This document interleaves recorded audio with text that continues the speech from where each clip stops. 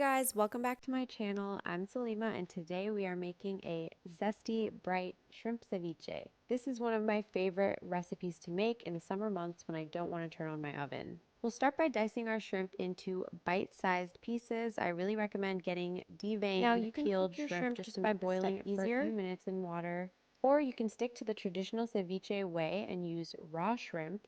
Just make sure to juice enough limes to cover your shrimp completely if you're using raw shrimp, because the cooking agent here really is the lime juice. Then we'll transfer the shrimp to the fridge for at least 2 hours if raw, or 15 minutes if using cooked shrimp. And while that marinates, we'll prep our veggies. I recommend hollowing out the seeds from our cucumbers and tomatoes just to prevent the seeds from watering down the end result, but that's just my preference. You can totally skip that if you'd like. And then we're gonna just dice everything up into uniform, small, bite-sized pieces.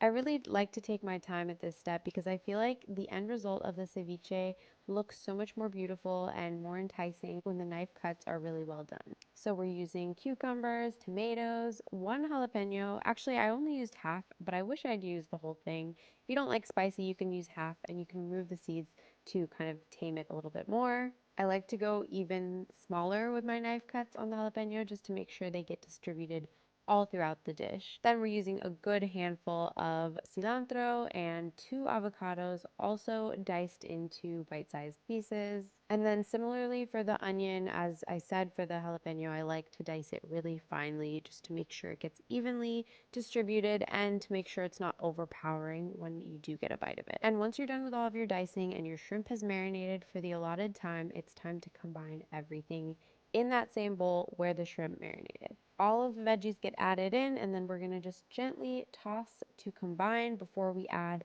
our salt to taste. And I just love the simplicity of this recipe. Just the lime juice and the salt and the herbs add so much flavor that you really don't need anything else. So once you've tossed everything together and you've salted to your preferred taste, you are ready to enjoy this. If I'm being honest, I could eat this entire bowl with a spoon as is, but it's really delicious served with some tortilla chips.